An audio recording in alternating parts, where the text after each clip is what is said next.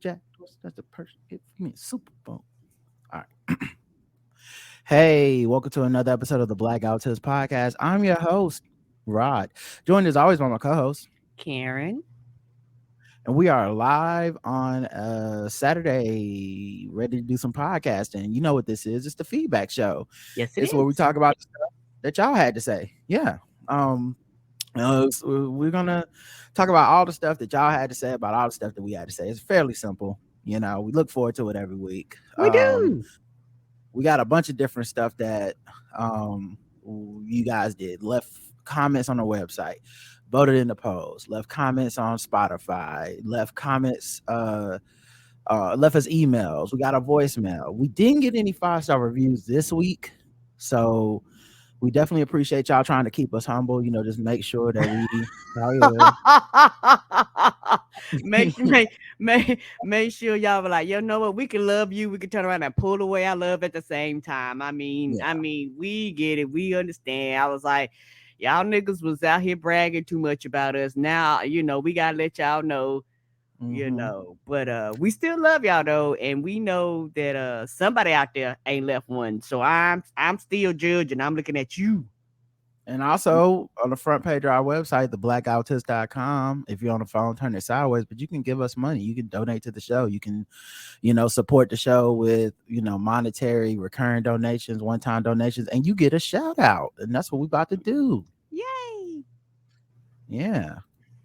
Soon as, my computer want to play the song. Soon as the choir decides it wants to sing. Yeah, it take a while. I got to warm up. It's a Saturday morning. I didn't stretch. The computer didn't stretch before we started. The praise seemed a little slow this morning.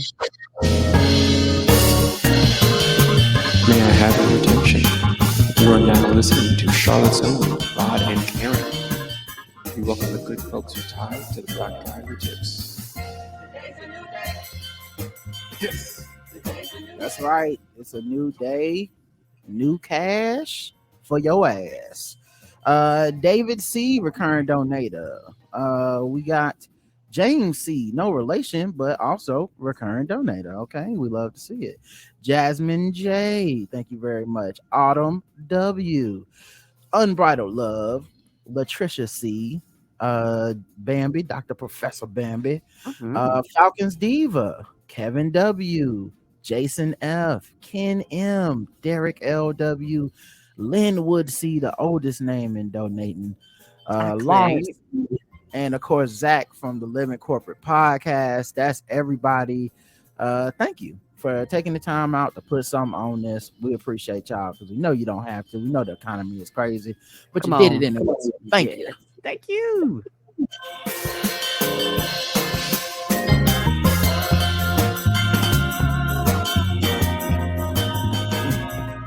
It gets so funky right there, man. It's crazy how much talent our listeners have. Speaking of our listeners, let's talk about the talented comments they left this week. Okay. Our first episode was a feedback episode 2679, the Coonlander. And we got 2 comments. Who do you think the first one's from? Abia. That's right, the birthday girl all the way from Germany. Happy birthday, baby. She left us a 5-star. I mean, she left us a comment, 5-star review. She left us a comment. She been left a 5-star review. When you first talked about the policewoman who had sex with everyone, I thought, I don't think she's in a good place. And afterwards, I thought about why I didn't think of her as a hero. Hard to imagine that she was attracted to all her coworkers, really. Why? Because they were all black? No, I'm just kidding. I'm just joking. All right, then, it's a joke. It wasn't a sex club or a kink party. It was at her job, and the activity was putting her job in danger. If she wrote to Dan Savage from Savage Love before starting it, he would for sure say that it's a terrible idea and she should do all the fucking she wants, but not at her job. That's why I thought she didn't think clearly and was not some free sex hero. Well, I hear you. I think similarly, but I have heard so many people kind of bastardize the sex positivity movement, and I think a lot of times it's all over the place. It doesn't always add up, and it don't always make sense either. And I think a lot of times people's first instinct is probably closer to correct than the one we talk ourselves into, but we don't want to do that because of course we're all afraid of shaming people, looking like we agree with, Republicans or people who are like that we know aren't on our side, so like a lot of us, I'll speak for myself. I know I a lot of times err on the side of like, if they ain't hurting nobody and they say it's okay, then I guess I'll just leave it alone. But as a human being, I have enough experience on the earth to be like, this is abnormal behavior. Something could be Right. going on with this person. And the Right. latest twist in the story, I'm sorry, go ahead, Karen. I said, right. And people act like it's something wrong with you for looking at the situation and going, okay, this is an outlier, y'all. Can we all agree that you even defending this wouldn't even do this shit yourself? What the fuck are you talking about? And that's the part that frustrates me because Yeah, I'm and like, we can all agree that this is not normal behavior, right? I think it's just in our quest to kind of create balance. Sometimes I think we push past stuff that we should think more about. Like Right. this is a general example, but like I can be like, yeah, I think if people want to do sex work, that's fine. If they want to do Mhm. OnlyFans, that's fine. If they want to fucking, if they want to like be a prostitute, that's fine. I'm not. They want to Mhm. be in porn, that's fine. I'm not. You're a grown ass person. And you can do whatever you want. But at the Right. same time, if like my niece came to me at 17 and was like, so I'm thinking of doing this, I'm not at the place where I'll be like, yeah, shit, do it. I don't give a fuck. Like I would be like, I don't know. What are the other options? Have you considered the pitfalls of this? The things that come along with it? The fact that it's forever with your face now, and that, like I would think about that stuff. And I think if I were to say on Facebook, Twitter, something, there's a lot of people who would be like, what? Like, so then I guess you not, da da da da. And I think a lot of times they know that first instinct of like, I do feel weird about this. I do feel like I advise my niece differently or my daughter differently or something. That's the original first instinct. There's something to it. It's not completely out of fucking nowhere that you think Right. that shit. But I think, so all that to say, like, in moments like when this cop and her sexcapades became like national news, I didn't see a whole lot of sex positivity. I didn't see a whole lot of support for her or even the dudes. Even like I didn't even see. It wasn't like, listen, they're consenting adults. Mm-mm. If they want to, a lot of this stuff happened at like parties or after the thing or whatever. It's like we were like, something's wrong here. It seemed fucked up. These motherfuckers should not be doing this shit at work. Um, and now the latest twist is that she's saying they were like pressuring her. Now we'll see. They Yeah. got all their government tax and shit, so we'll see what the truth is. You know what I'm Agreed. saying? Because there was also stuff in that first article I remember about her husband trying to talk her out of it, and then her trying to get her husband involved in like a threesome and him leaving. So like it seemed like it's a lot of moving Moving. parts to this, Yes, but it it is. was no. I don't recall seeing anyone, and this anecdotal was just my experience, but I didn't see anybody on some like, hell yeah, man, how is life? Like no one felt that way. Yeah, and also the thing that I realized too about like you said, there's nothing wrong, and I am a sex positive person, but like you say, for a lot of people, it's a hard overcorrection, and the overcorrection can be just as extreme as the people who are like no to everything. It could be just as extreme, and it could be so extreme that it's somewhat unrealistic, the expectations of it. And it's like if you say anything, people automatically assume that what you're saying is in bad faith, and they just jump to the extreme of what you're saying. Go, you just don't get it out. It's like, no, that's not it. And then if you really sit them down, not online, but individually, and ask them questions like, hey, blah, blah, blah, blah, blah, they would actually give you a real answer. So for the average person, particularly people who take like these extreme stances, sometimes I'm like, hey dog, like that's not realistic, and me and you both know this is not how the world works. And I think a lot of times people have their own rules and they apply the rules how they want to, and a lot of people, like, we're human beings, a lot of people are not consistent in how they apply the rules. Because yeah, I did not see a lot of hoe is life, I did not see a lot of this go get a girl, I didn't see a lot of this in this particular situation. And even a lot of people in these groups that or sex positive, they have their lines like everybody else. So a lot of times, you know what, they'll get the slut shaming and hoe shaming and shit like that too if you cross whatever their major whatever their line is too. And that's what people don't want to admit, that part to it. Also, everybody has their lines of things that you would and would not do, which is fine. But you know, it's one of those things where if you are gang sex positivity, you're just as bad as everybody else, but a lot of times you don't want to admit that you got flaws in how you view sex and sexuality in these functional relationships, because sex can be messy and people don't want to admit that. Yeah, and I just want to clear up too. I'm not even saying like this is what the sex positivity movement is. I'm saying like there, to me, it's refreshing when people are like, oh no, this is abnormal behavior and we should think about and wait and see. I just think that's normal. I think that is reasonable. I think that's rational, and I think people should do that a little bit more rather than like jump into like the what side of this agenda am I on? Because you know, when I read it, I was like, that's a crazy story. You know, like, you know, like it was funny. Obviously, you know, all these pictures of this white lady and 3 or 4 black men and all this shit and all the, you know, like that stuff. I saw the memes. I didn't really like tweet them and make fun of them, but I saw a lot of people thought it was funny. But underneath it, when I said something probably wrong when it happened here. So about watermelons again. I as a European have never seen racist content where black people are made fun of for eating watermelon. I'm not saying it doesn't exist, but I will not look for it. Imagine the algorithm after. Yeah, you're gonna be getting Jason Whitlock videos and shit. Ooh, you don't want to go down that rabbit hole, honey. When I heard about it, it was only from well-meaning people who said that you can't serve watermelon to black people because of it. If I never heard about it, my mind would still be innocent about it. Yeah, I hear you. That's the cost of knowledge. EVE says the Coonlander had me rolling all throughout February.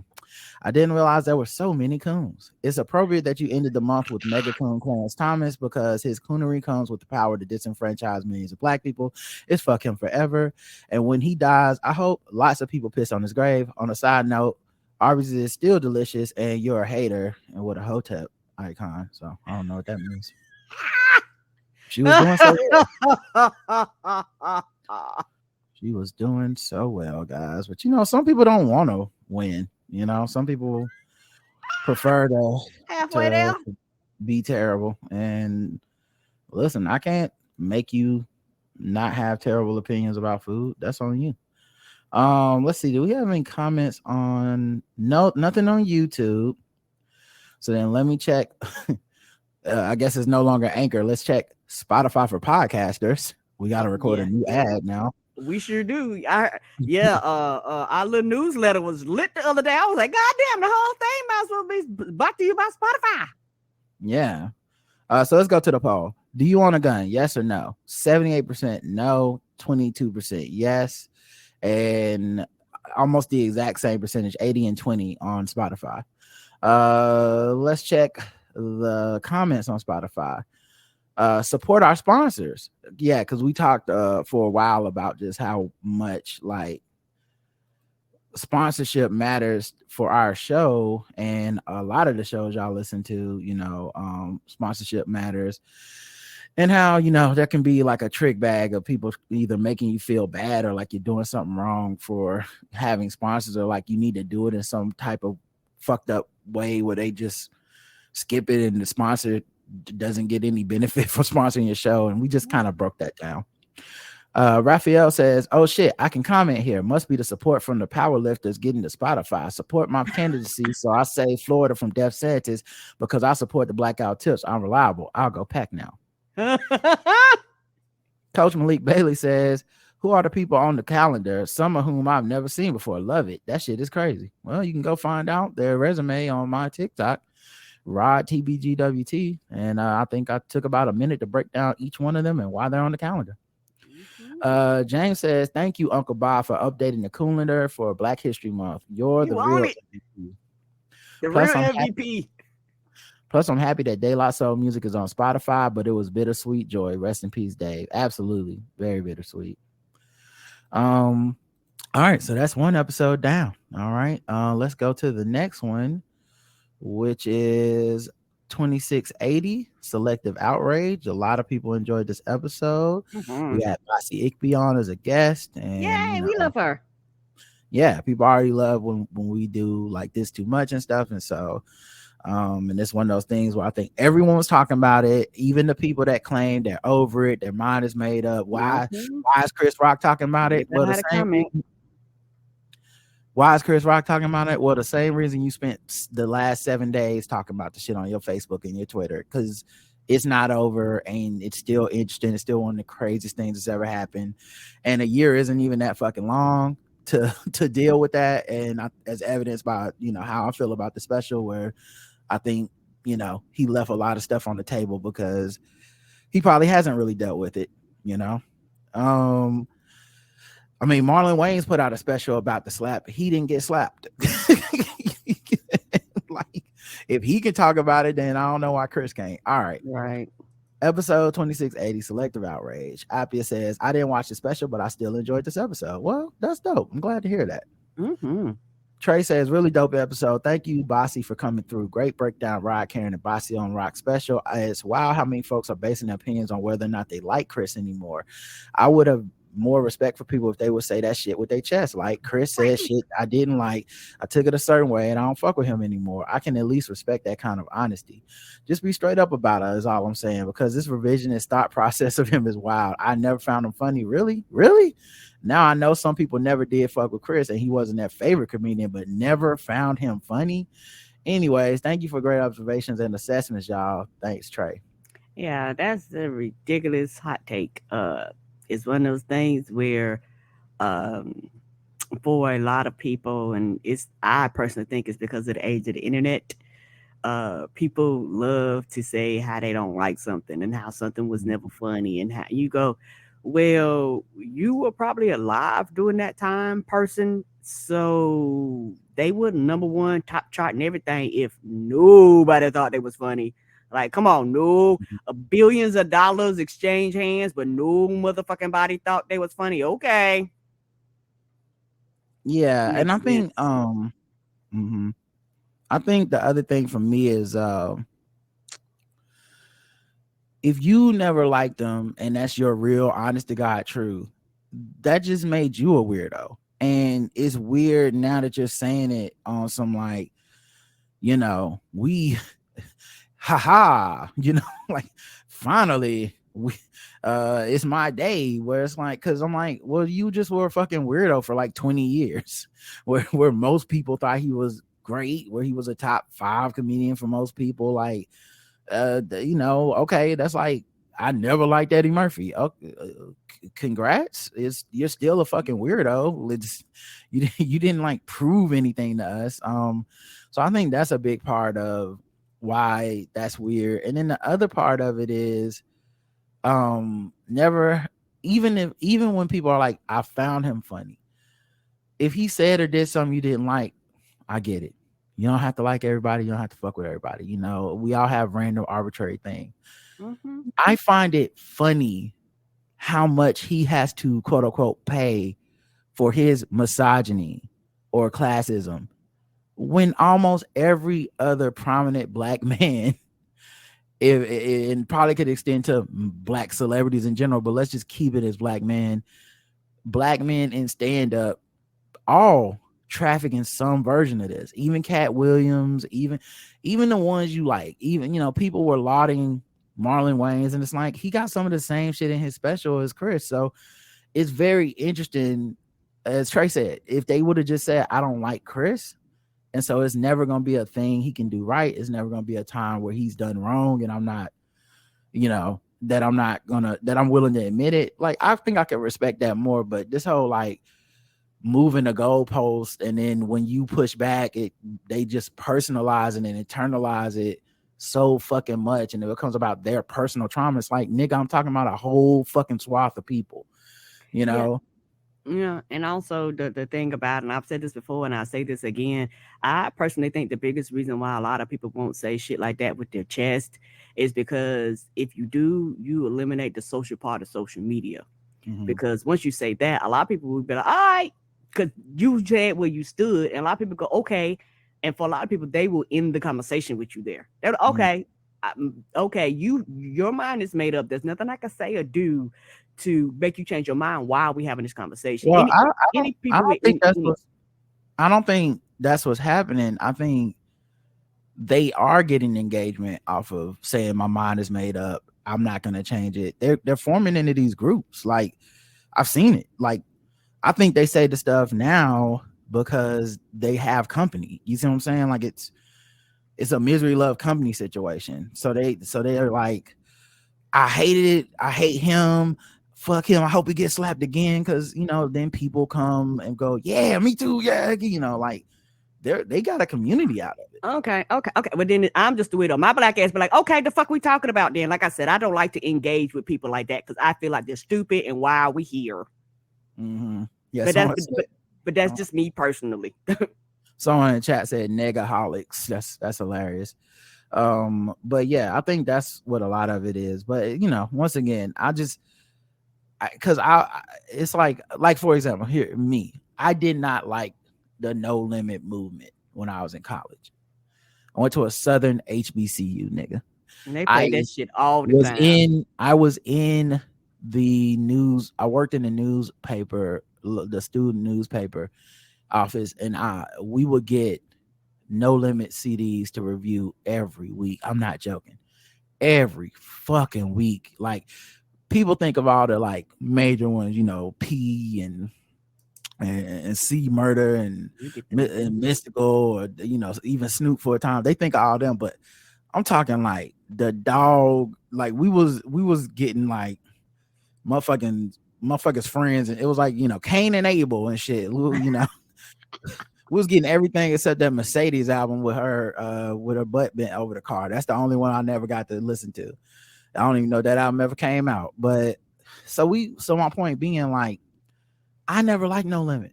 It wasn't my thing. Like, I'm not saying I couldn't appreciate a bop or two here, but just right. Motherfuckers, oh man, you got that fiend. I'll be like, not really, nah. It just wasn't for me. I was your thing. Listening to other shit, and if someone were to, like, let's say something were to happen, let's say we found out Master P was a fucking a puppy killer, and everybody was like, fuck Master P all of a sudden, I would not pop up like, I never liked No Limit. It was never good. No one liked him. Because I would be like, that's a goddamn lie. I've been in my homecoming. I've been in there with motherfucking. You pump that shit today. Them old ass niggas with them crickety knees will be out there popping and locking. Yeah, so I just think like that's the separation is, and I always feel like I have to push against that because I feel like that kind of stuff is trying to take over your mind. I feel like it's trying to take over and put a new reality on top of your brain, like a new reality, right? And we all subscribe to it, and I'm so wary of that. I don't want that. I would rather live in the truth of, I had an unpopular opinion back in the day, and maybe people came around to my side, but it ain't the same. It's not, and that's okay. Yeah, I've been watching this documentary series. I actually just finished this documentary series on Netflix about cults in like Korea, and I think it's Korea, and it's called In the Name of God, and it's like 8 different like mini like 1-hour episodes, but it's on like 4 different stories. And there was one story about this place called the Baby Garden, and this woman was a cult leader. And let me tell you, number one, cult leaders be fucking, okay? It's almost like the fucking comes first and then the cult comes second for them. Like they think of like in their brains, they're like, how can I fuck 50 people a day?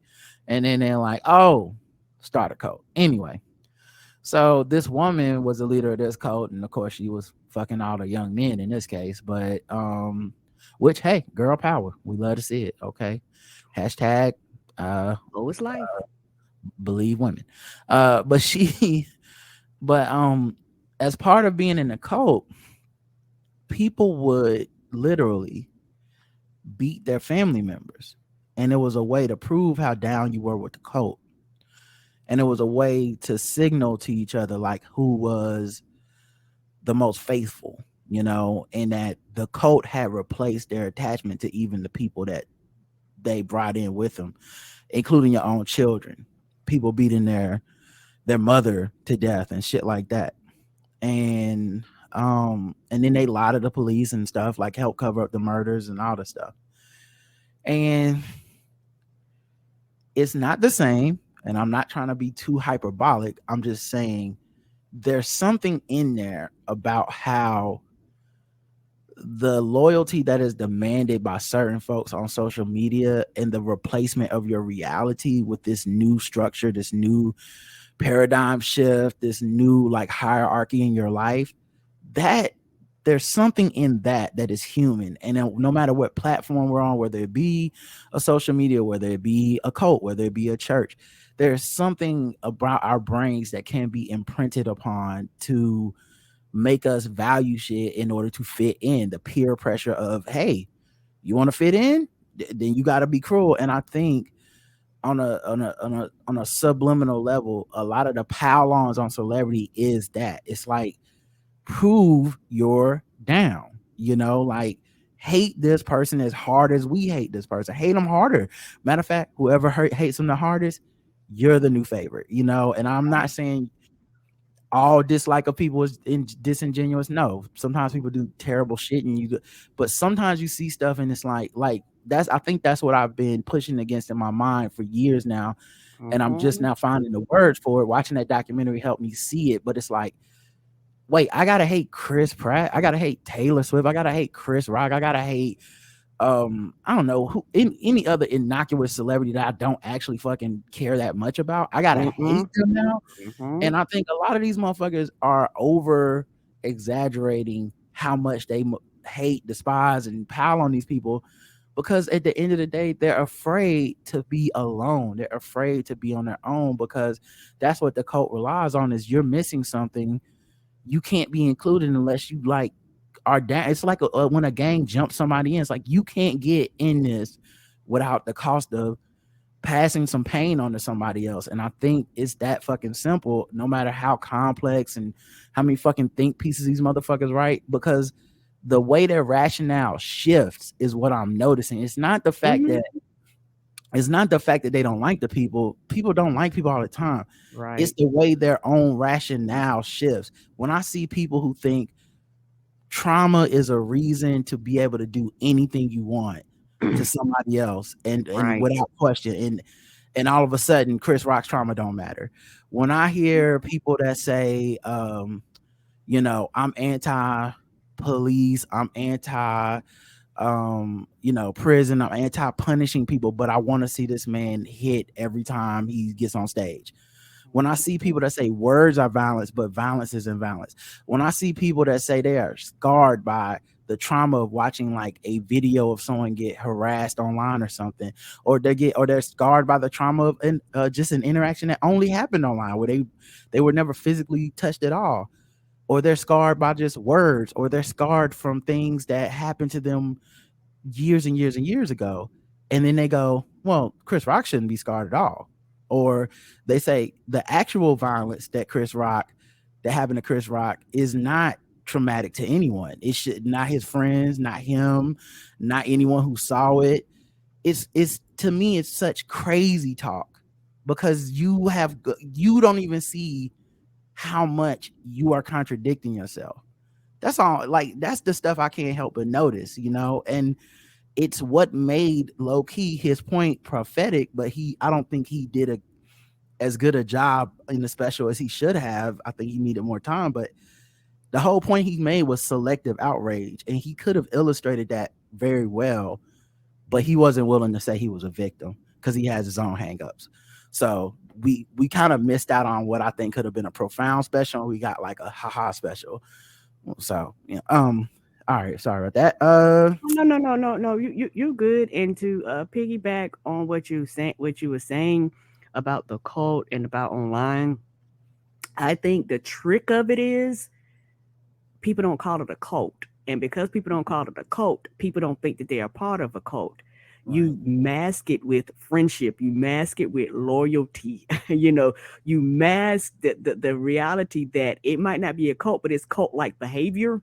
And nobody wants to admit that they've been got. Nobody wants to admit that they fell for the trick, because we're all susceptible to this. Nobody is above this. Everybody just has the illusion that they're above it, but nobody is above being sucked in if they've never experienced this before, or if it's something where they are easily influenced and things like that, and or just go with the flow, or don't want to be alone. Because the thing is, being alone, there's so many people that I realize being alone and standing on your own and making your own decisions and being like, I'm okay with not knowing, and I'm okay with not being a part of the cool kids club. That shit that goes back to childhood for a lot of people, and a lot of people go never again, or a lot of people were on the outs when they were younger, and as they get older, they're quote unquote have remade and rebrand themselves. Now they're on the cool kids club, and so now they're quote unquote dishing out all the pain that they experienced for themselves.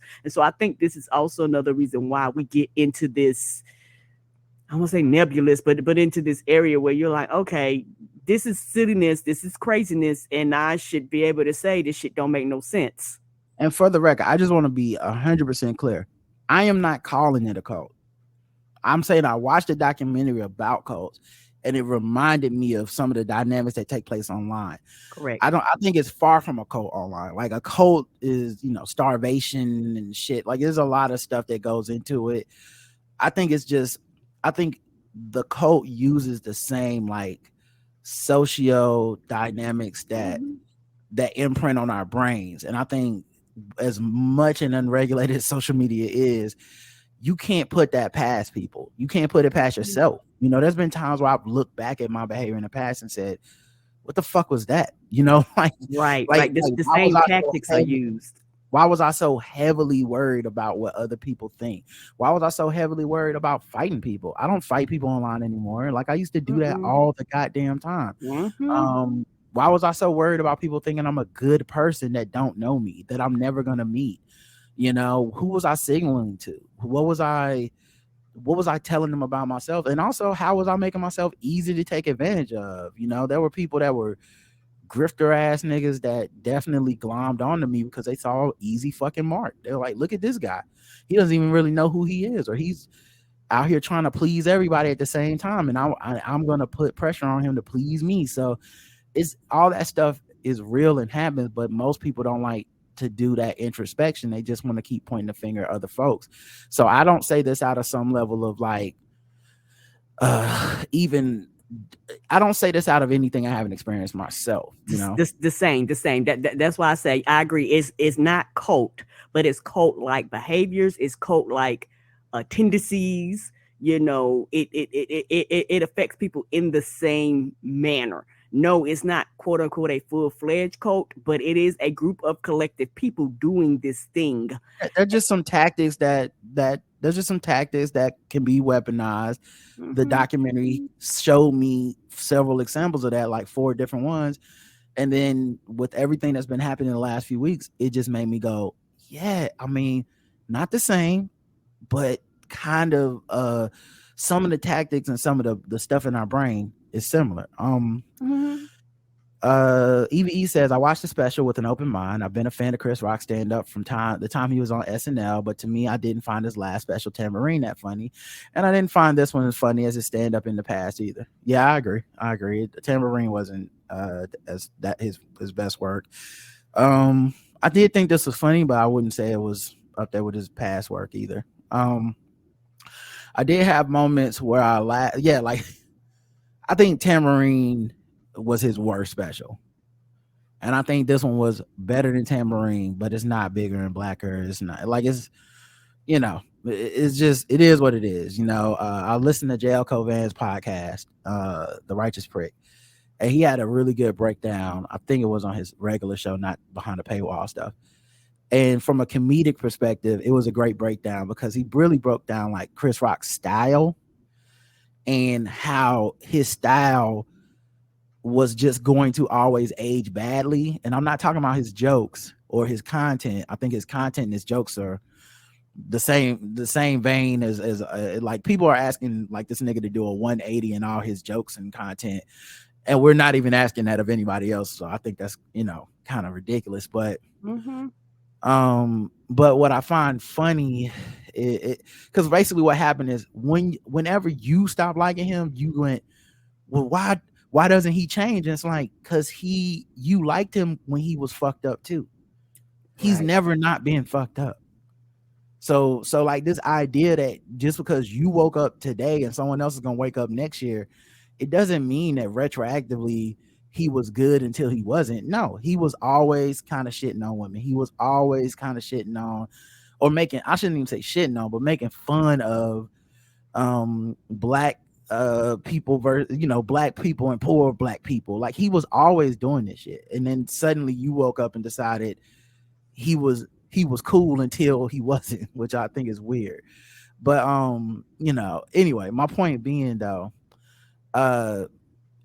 he JL Covan broke down the style, and the style of Chris Rock is very kinetic. It's very pacing the stage, big ass smile on your face, looking at the crowd, repeating setups 3 times before delivering a punchline. And he's like, when you're 20, that's you can keep that up. But when you're like 60, and when you're trying to like find something deeper, you almost have to be able to do like a Chappelle where you sit down for a second, or you let people sit in something, or like where the whole time isn't just sometimes the energy got to be different as you get older. And to a certain extent, it definitely was like impressive physically to me to see him pull that off at that age of like pacing the stage constantly. But as hyped and keyed up as he was, it just felt like that made the special be more surface level than it should have been, because it's hard to get introspective when you're pacing and doing all that. But once again, I didn't hate the special. Let's see. Oh yeah. I did have moments where I laughed at, but not like I did for specials like Bigger and Blacker Bring the Pain. It also quite possible that my sense of humor has evolved. I don't know. That being said, I saw a man who was still working through the trauma of what happened to him, and because of toxic masculinity, he's not allowed to say I was humiliated in front of the world by someone I once looked up to, and I'm hurt that so many people took his side. Because if he said that, people would clown him for being a bitch. Yep, same people that also clown toxic masculinity. I do, however, think there was some revisionist history on his part about Jada telling him not to host. She, in fact, wished him luck, and really his issue should have remained with Will and not her. But again, toxic masculinity has him going after her and their marriage because it's easier than working through his own pain out of fear of appearing weak. Yeah, that's a great point, man. I'm sorry, were you saying something? No, I just say agreed. Okay, yeah, that's a great point. Because I think it's obviously she was not she didn't do anything. And I just can't, and when you say that, people act like you're fucking a lunatic and want to act like the reality of she didn't do anything is not the reality. This is a fact, a statement of I'm not debating with you. This is a fact. Yeah, like unless there's some shit behind the scenes that we don't know about, I've never really seen Jada do anything to Chris. And I'm not going into the conspiratorial with it. I know a lot of people feel like there's enough evidence to be like, he is obsessed with her. He's been trying to destroy her for years. Maybe, I don't know. I don't feel as strongly about that as other folks do, but I definitely feel like if he had thought about it, there's nothing she did that warranted what Will did. And there's another level of humor and comedy and reality in actually saying that. I think it's more damning to Will Smith, if you really want to get him where it hurts. It's more damning to Will Smith that she didn't tell him to do shit. Like, it's more fucked up that that you didn't really need to have any beef with her. It's more fucked up that Will did what he did, because Jada hasn't attacked Chris. She it makes it sound like Will was doing this at her behest or on her behalf, and she wasn't. He wasn't, So I said, I'm not feeling. I feel like there's a lot of shit that feels coincidental, and I'm not not enough for me to be like, this is definitely why he did this. But it's enough circumstantial shit there for me to be like, yeah, it's something with Jada and him. It's something. I don't know, like, a lot of well, she wouldn't fuck him and shit like that. I'm like, I don't really even fucking know. There's a lot of women wouldn't fuck Chris Rock. I don't like, I don't know what it is about that particular woman and him. And a lot of the stuff with Jada to me even felt more like a way to shit on Chris. It didn't, I mean, on Will. It didn't even seem like it didn't really even seem like it was truly about her. It just was like, how can I hurt Will Smith's feelings the way he hurt mine? And actually, you can't. Right. And a lot of it boils down to just reducing her to property, just reducing her to something that Will is doing this, and a lot of that is just to excuse his behavior. No, you cannot excuse the behavior. So if I dwindle her down to property, if I dwindle this down to ownership, if I dwindle this down to this, if I say that she was quote unquote pulling the strings and not that this person acted on their own, and put like this, even if she quote unquote was pulling the strings, at the end of the day, he still made the choice. Yeah, I just, we've had this happen before where someone who was mad at me basically said something about you, and it was clearly because they didn't like me. All and right. that's how that felt to me. It was like, like the whole thing about he did the special in Baltimore.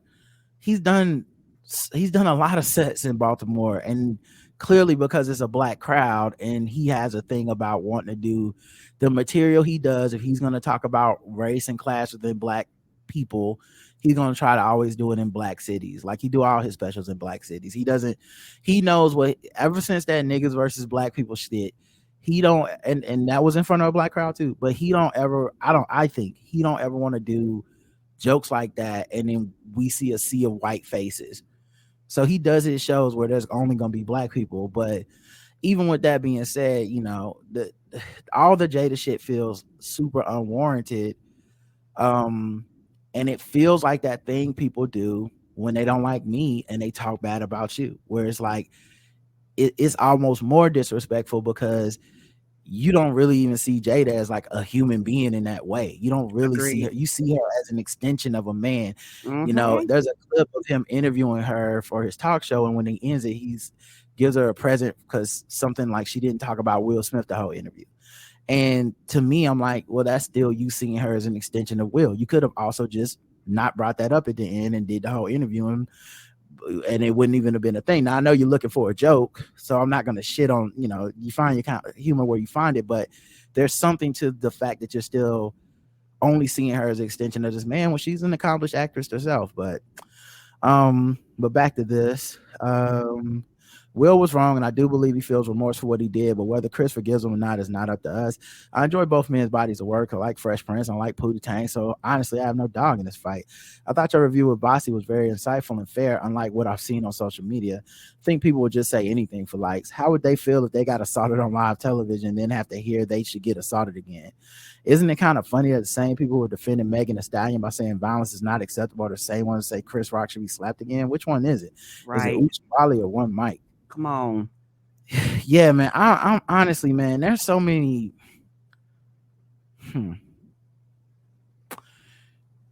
I'll say there's so many people I feel like they are lost in the sauce because it's not, to me, it's not consistent with their branding that they be on this side of this thing. And I'm not saying you can't be like,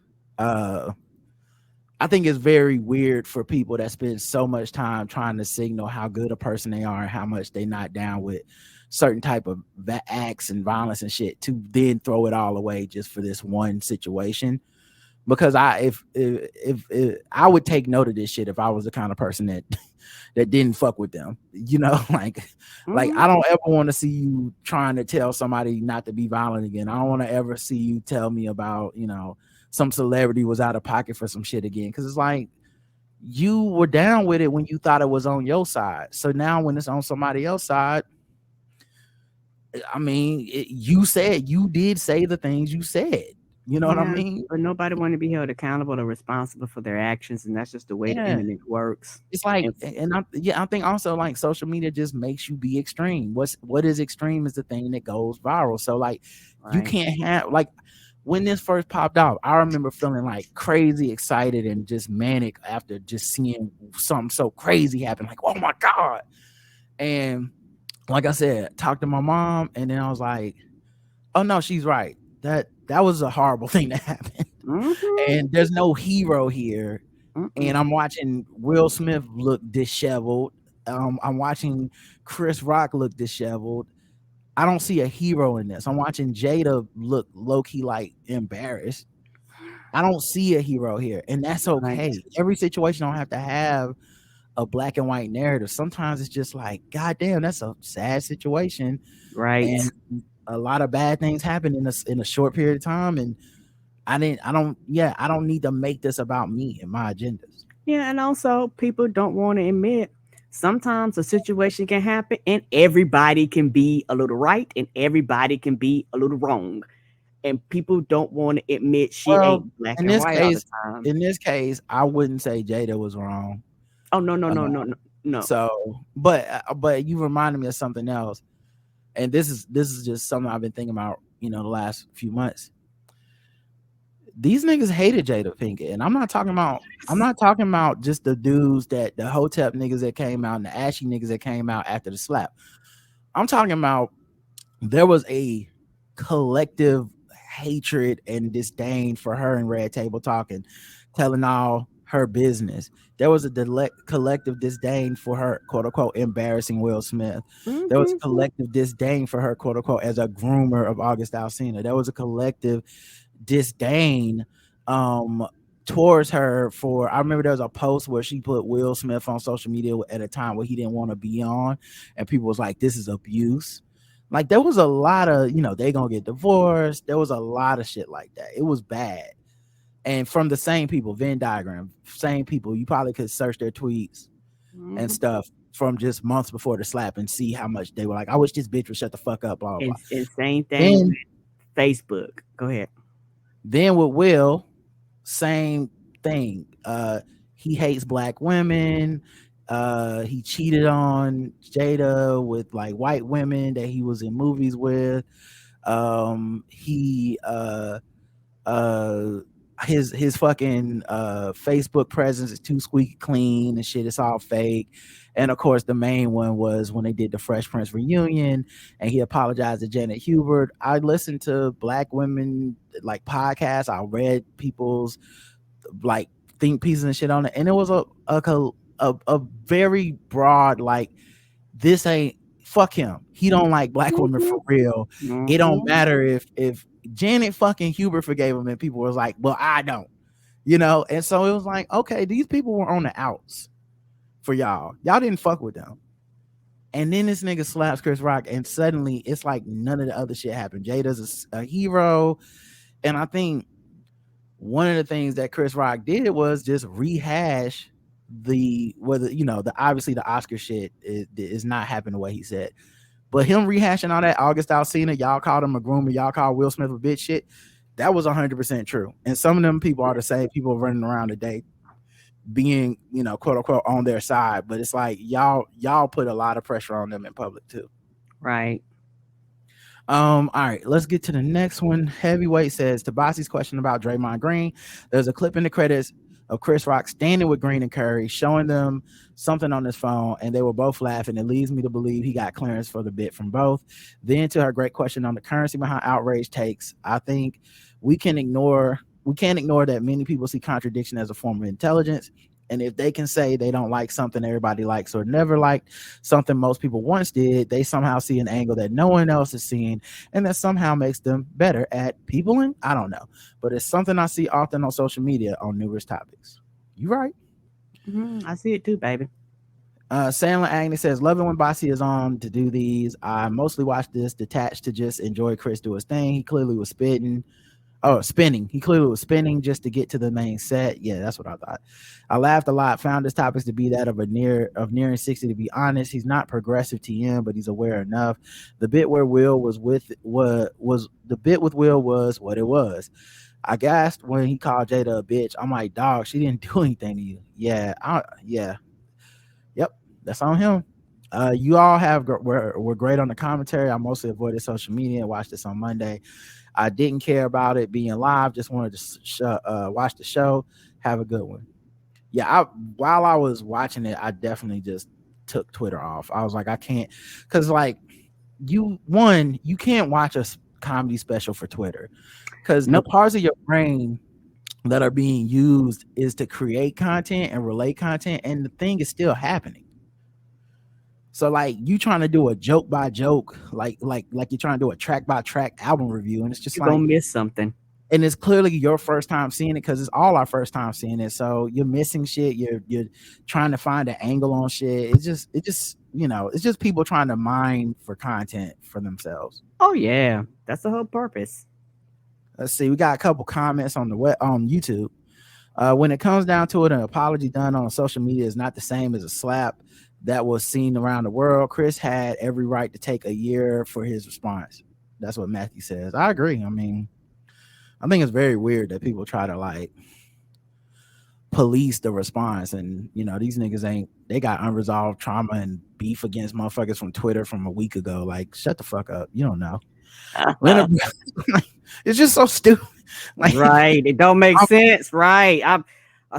I'm old because I've been looking like y'all motherfuckers is crazy, and my black ass would check out, but like, oh, this is stupid. I just think it's just funny because it's like they don't ever let anything go. These same motherfuckers that'll go look up like somebody's tweet from 9 years ago, but then they talking about he's had a year, get over it. I'm like, it's not weird that you're saying he had a year to get over it, but then you're showing me a clip from 2014 with him and Louis C.K. and Seinfeld and Ricky Gervais. Haven't you had a lot of time to get over that? No. So shut the fuck up. No one believes that. Leonard brother says, I haven't even seen the special yet, but after seeing y'all talk about it, I'm gonna watch it this week and then come back to the recap.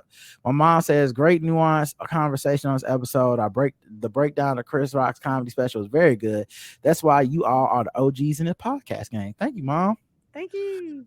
All right, let's get into the Spotify comments, which and the polls, of course. The poll was, did you watch Chris Rock's stand-up special? 50-50 on our website. Okay. And 4357 on Spotify, which I still say is a lot of people. There's almost no stand-up special I could ask that about and get those numbers. Not even when Dave Chappelle was doing his, like, maybe his first special, but after the transphobia shit, I would say 50% of our audience doesn't even watch those. See you soon, Space Cowboy was the comment. Love this. That Lululemon joke and Meghan Markle joke had me in stitches, says Chrissy. Watched the Chris Rock special and thought to myself, these old cats just aren't that funny anymore. I laughed a bit, not a lot. Like Bossy said, he's in a different point in his life.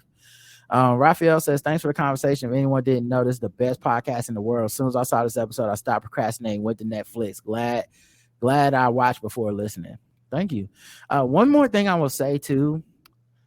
Some of this is us outgrowing stand-up.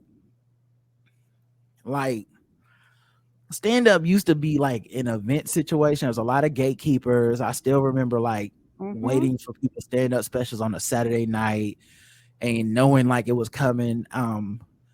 I say this as an actual fan of like stand-up albums and stuff. Like, I was a big fan. Like, it was a big thing to get HBO specials. It was a big thing to get a Showtime special. Like, it was a fucking event. It's not like that anymore. I have I don't have them anymore, but I used to have like sheets of CDs the way that most people have music. I have music too, but sheets of CDs that were just albums. And I used to go to work, put an album in my computer or CD player, and I'd listen to people's stand-up specials over and over again. Gabriel Iglesias, Andrew Dice Clay, Mitch Hedberg, of course, Dave Chappelle, Chris Rock, like Dave Attell, I mean, honestly, way too many to fucking name. Maria Bamford. Like, I would just listen to these things obsessively, and um I knew then I was an outlier. When I say Right. I love stand up, most people say they love stand up. They don't mean that. What they mean is I love to watch, Eddie Murphy's specials, Richard Pryor's, like they like the biggest stand up in the world. But Correct. they're not, and even I have fallen off because once streaming happened, people stand up specials started being everywhere, except for of course Half Blackface, which may never come out. But for most stand-up special, like most comedians now have a 30-minute special somewhere. It's just it might be on Paramount Plus, it might be on Netflix, it might be on Amazon, like because it's cheap to produce and it's cheap content, and comedians don't really get paid much, so it's probably cheap to like buy the shit and own the Mm-hmm. streaming rights. And then of course all the streaming apps have all the people's albums, so you can still go listen.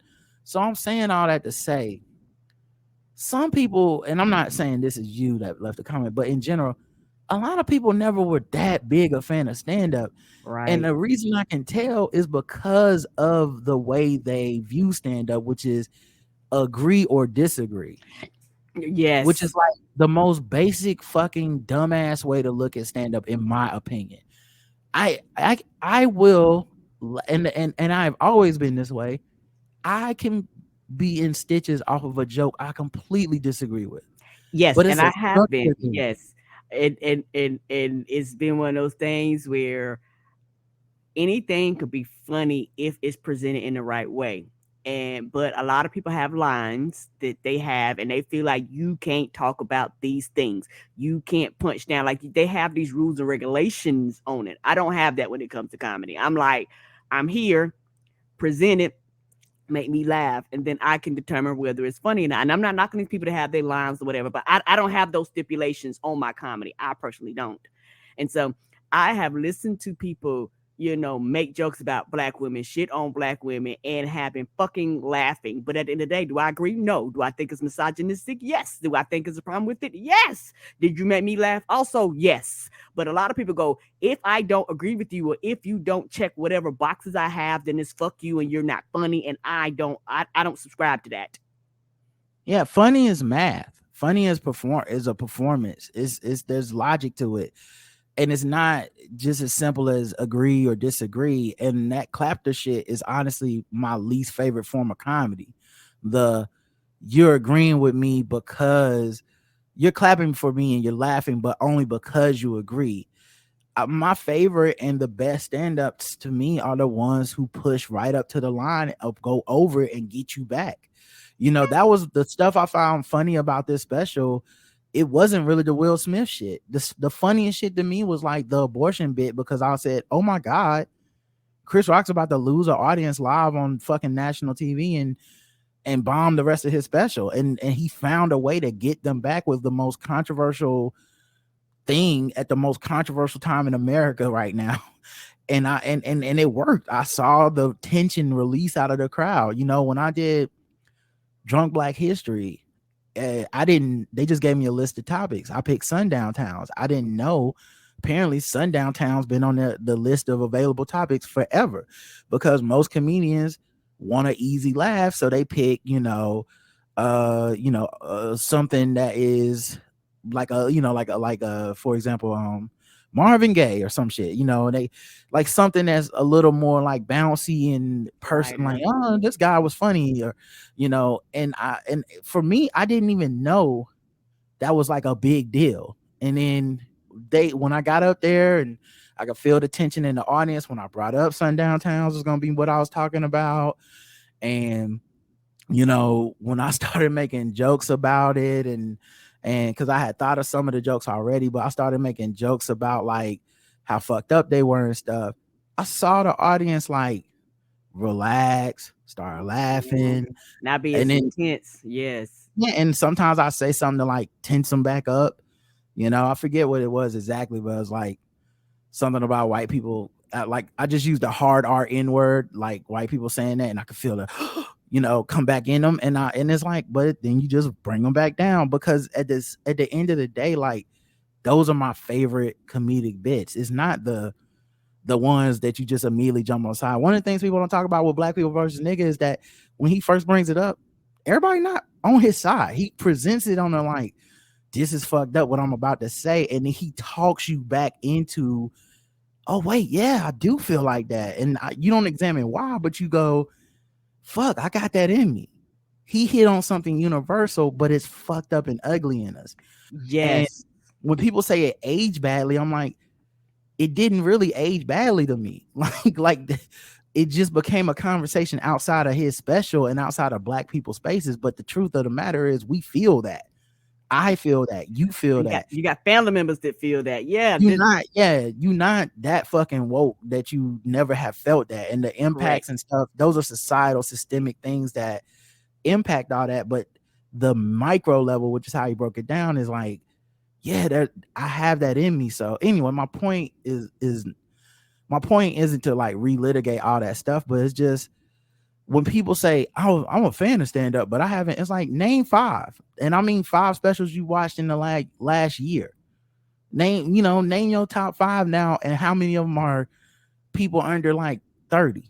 Like, people, they quote unquote like stand up. They don't love it like that, They don't, and it's one of those things where, like I said before, a lot of people have their list, their checklist, and that's how they view comedy. And to an extent, I'm not even a comedian, but I understand why some comedians are looking like, the fuck is this? This is goddamn comedy, y'all. Like, our whole thing is we go out here, we look at the world, how fucked up it is, and we make jokes about the fucked up shit. This is what we do. And how are we the enemy now because we joke about the fucked up shit that you about it? Like this is what we do, and now you're telling us what we do is wrong. Now, I do understand there are lines and things like that. Please don't get me wrong.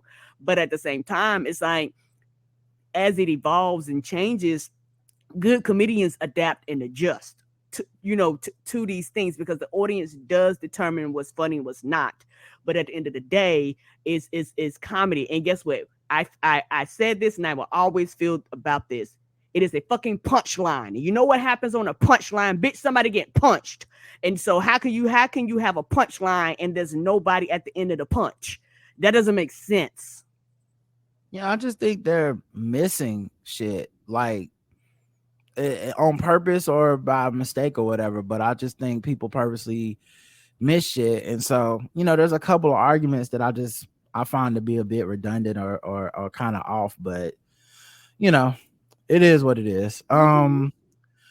Let's see. Next one is 2681. Blame the meth. But I forgot, since we didn't do 5-star reviews, I gotta put in some music here.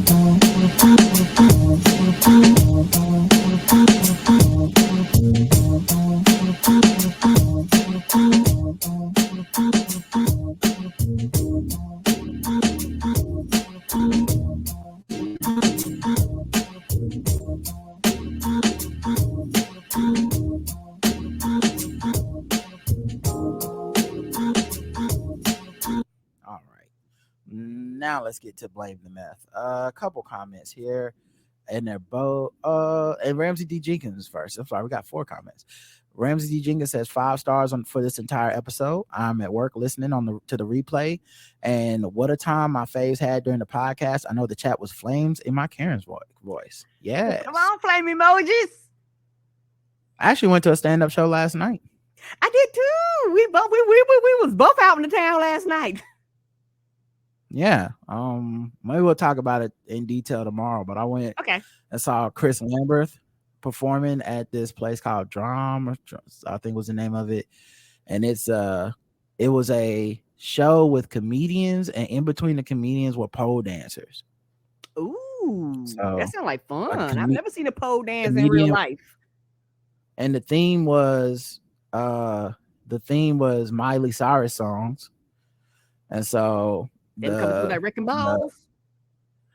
Well, that was one of the songs. That was the final song. But Party in the USA has always been my bop. But they so basically they would do a stand up, and then Mike Kaplan came through, and I didn't know he was gonna be there. He didn't know I was gonna be there.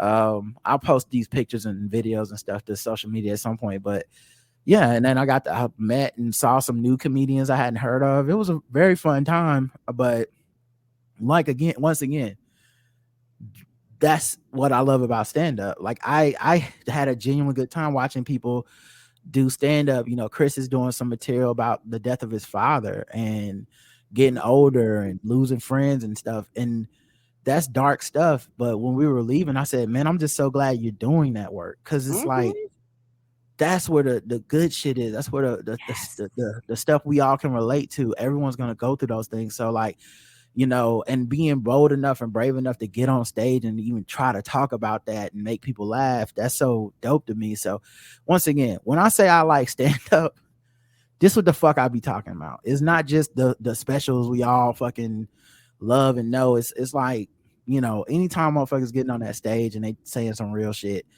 I respect the attempt too. I respect the craft. I respect how hard it is to make that shit good, because it doesn't just come naturally, and it's not the same as a tweet. Agreed. And yeah, we'll probably end up talking about it tomorrow. But me and your mom went to go see Janelle James, and we had a great time last night. Yeah, for sure. We'll go into detail tomorrow. I'll make sure, because there's other stuff that happened. I definitely got drunk last night. It was a lot. Let's get into these comments though. Appia says, I would like to understand how the brain of a delivery person who dropped the packages into the lake works. I would be extremely anxious forever if I only lost one package, and would imagine how this lost package would ruin someone's life and I would be responsible. Right. Me too. And I would be sure they were going to catch me immediately. I would never relax knowing that what I had done. I don't have the confidence that things will somehow work out for me, even if I do drop the ball, which is sometimes good. I will not just do my job and hope for the best, but I tend to think that the worst will happen, and that is also not ideal. But overall, I'm an overachiever, so maybe it's working. Still, I would like to be more relaxed when I'm waking up. Yeah. But yeah, I have the same thing. I like people like that. It's like looking at a ghost or something. Like, how can you? I worry about dropping the ball at just regular shit at my job. I can't imagine if that's like me coming to work and just throwing all the scripts in the trash and being like, fuck it, ain't no show. Like, what? You definitely gonna get caught. That's not a smart crime. It's not. That's what I'm saying. It's not a smart crime. Somebody's gonna realize their medicine is missing, their mails is missing, their bills is missing, their check they was waiting on. Somebody's gonna miss this, dog. Yeah. Evie says, although she got caught selling meth, I'm still stunned there was a white woman named Tamisha. Girl, me too. Me too. Okay, I'm not the only one. I'm trying to tell you, them first two took me in the chat room for a loop. I was like, what is this? Opposite world, bizarre world day? None of it made sense. Yeah, I knew nobody was gonna get that one. And then we got one comment on YouTube. The first time I went to Madam X was meeting a friend for an open mic, and I was so confused. Glad you got to experience it, Rod. That's from Simone Nicole. Yeah, it was a lot. It was definitely its own vibe up in Madam X. I can't imagine. I'm definitely not the type to be up in there any other time. I don't think I fit any of the right demographics to be in a club like that. It was like some Studio 54 shit. All right. And then we got the poll. If you were the Wall Street guy, would you have sued to get your money back? Because he sued the women that he was trying to be a sugar daddy situation, and then they took the money, and then he went to court and exposed his face, and the whole world knows what happened now. Nope, we'd have been just eating some ramen noodles for a month until I got that money back up. Would nobody have known? 87% agree with you, Karen, on our website, and 13% disagree. But it's easy for them to say that. It's easy for you to say that because you ain't got money like that. Okay, I agree. I agree with the people with the money are over on Spotify. Oh shit! And what's the percentage for them? 52% no, 48% yes. So they said, "Listen, I'm getting my money. I'm getting my motherfucking money. Y'all don't know what y'all goddamn. I'm a sugar daddy or not. I don't care if I'm a sugar mama, sugar person. I want my money back." Yeah. We got comments on our comment, which was a Q&A, which was stop buying meth from the ice cream lady. Oa Sona Strong says she copied her business model from Master P, and not to be that person that's always correcting you, but it's just OAO, short for one and only. Oh, okay. Well, I mean, there was no way for me to know that without you telling me. So you're not embarrassing me at all, or I wouldn't even call that a correction, my friend. Nobody knows that shit. That you just put you in the top 1% that knew that. Yeah, one. So it's one and only son of Strong. Okay, because not to be correcting you, but when you're abbreviating something, I'm not sure that the A from and goes in there. But what can I say? I mean, we use TBGWT and the T don't go in there. So what the fuck I'm talking about? Ernest says, Everybody. Hey, we all got our own things, all right. Yeah. KTG. The A don't supposed to go in there, I don't think. Why, mom, throw down some money. And yeah, throw down some money. I get this ice cream meth. Aaron says, can't y'all tell Janelle to tour on the West Coast too? Need to see her in Cali. I think you need to hop your ass on the plane and go see her. Okay, get here. Ken says, I live right off that street, and what makes it worse is ice cream trucks don't come down this area because we have like 3 snowball shops in walking distance. It's just a meth delivery vehicle. That's how the police knew. That was like the police was like, ain't no need for ice cream. Yeah, ain't no need for ice cream over here. She's parked between 2 ice cream stores. One on the left and one on the right. We don't understand. And her line is longer than the both of the ice cream shops. What are you doing in here? Yeah, it's a very skinny adult line with lots of missing teeth. Yes. Roger says, what about the cones. Lily? No, there's no cones, no waffle cones. No, we don't understand. Roger says, what about the Lily Dilly lady? I don't even know what that means. Lily Dilly lady? That must be some regional shit I didn't grow up with. Maybe. Lily Dilly, frozen Kool-Aid in a plastic cup. Oh, I didn't have this as a kid. Like, we definitely had a candy lady, but we didn't get Lily Dillies. We got those plastic ice stick things that was flavored, and then the plastic would always cut my motherfucking side of my mouth. I never figured out how to fucking suck those things right. God damn, just made me mad all over again. They were like ices or something. I forget the name of those things, but God damn, those are like, you had to do it just right. God damn, they were the fucking worst. Yeah, what is this shit called? Ices. Yeah, so popsicle molds. Oh, they sell this on Amazon now. Well, I'm talking about the ones you buy in the store. I don't know what this shit is that they got on Amazon, but the one they serve by the pound, got like 45 sticks. Yeah. I'm about to show you the picture of it right now. Right here. These things, whatever these is called, in the plastic tubes. Mm-hmm. Yeah. And the thing is, you had to cut them right, and then you had to know how to eat them correctly. And I don't have, I cut my fucking mouth every goddamn time. The worst fucking snack on earth. Fuck those things. I love them. Oh God, I fucked myself up so bad. Oh, poor thing. We got the 2 opposite memories. I had good childhood memories. Roger was like, fuck that plastic. I mean, because I never could stop eating them, but I just be. Oh, they're absolutely delicious. This part of my lip would always have a cut from the side of the plastic that was just cutting up against my fucking mouth, man. Them shits that people, when you got kids, you keep them in there because you like, no, we ain't going to the, you better eat these freezy pops or whatever your mama called them. That's what they was called. Yeah, terrible. That's what we call them. That's what I call them, freezy pops. We got voicemail to Nisha from Brooklyn. Left us 3 different voicemails. Let's get to them. Hey, Rod and Karen. This is Tanisha G in Brooklyn. I'm calling because it was about episode, you know what? I don't know the number. It was the selective outrage one. And I just wanted to say, I actually wasn't even going to watch it because, I mean, I'm not even really into comedy like that. But I listened to you guys review it. And I was like, you know what? I'll give it a watch and see what's going on in there.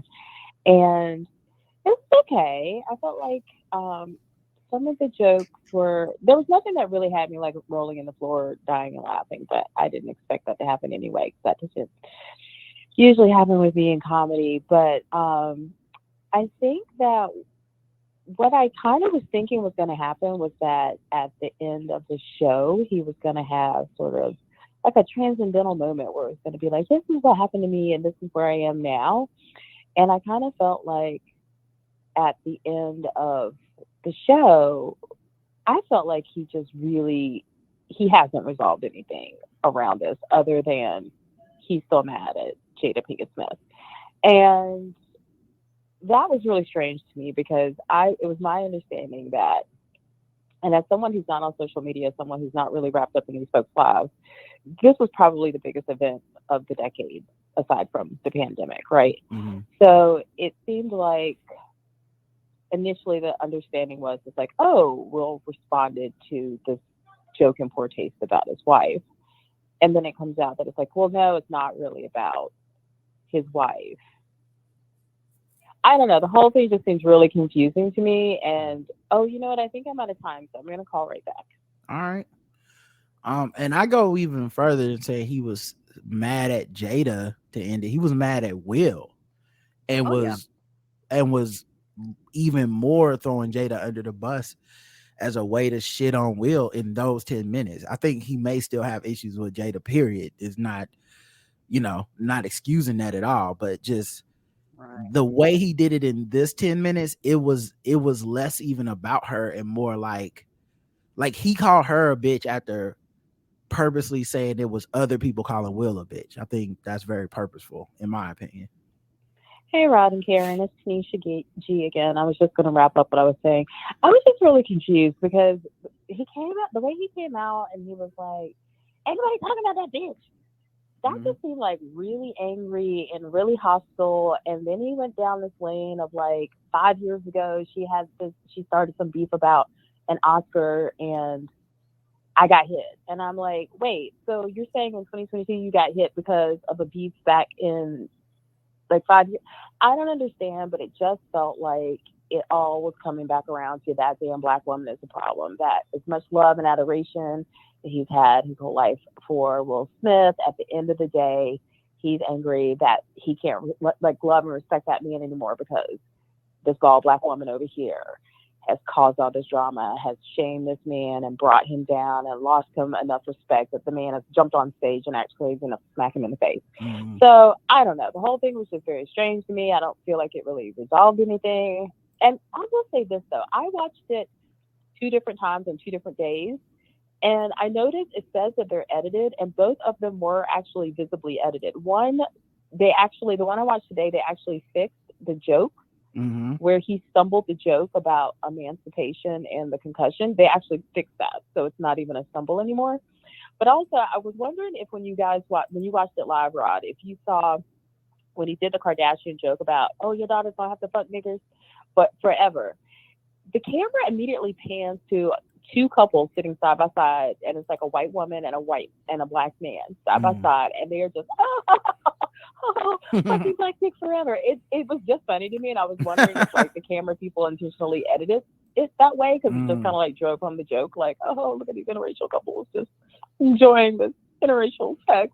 But oh no, I'm running out of time again. Hold on. What they definitely did that. I think they do that shit on purpose. I think they tell the camera people to target certain couples and certain types of folks for jokes, because they also did that shit when he called Jada a bitch. It cut to black women in the audience laughing.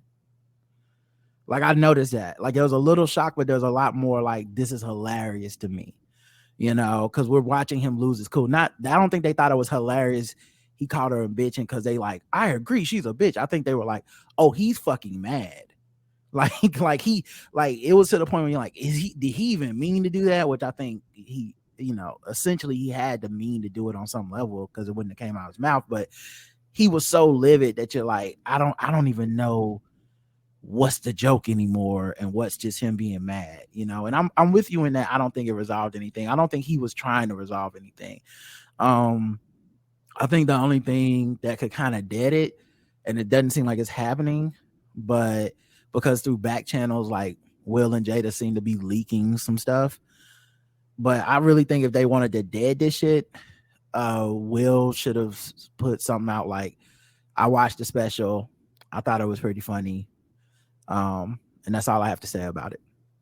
And I think real talk, it would kill the shit, because the only thing that's gonna keep this going is Will and Jada keep trying to show they're good people by being like, we're kind of victims in this too, and you know, because they're never gonna overtly come out and be like, man, fuck him, because they can't, because Will slapped this man and got a 10-year ban from the Oscars. So and despite how y'all feel on social media, Chris Rock is very well liked within the industry, so he's put on a lot of people. So like this idea of like, I slapped him and y'all better jump on my side, it'll probably end Will's career. He probably wouldn't be able to make that work. So like, I think the most savvy thing they could have done is either, even better than saying nothing, is be like, yeah, we saw it, it was pretty good, and just you just go from there. Like, just anytime it comes back up, like anytime a motherfucker's like, well, what did you see the jokes about this? Were you offended? I wasn't really offended, because he's a comedian, and you know that's what comedians do. They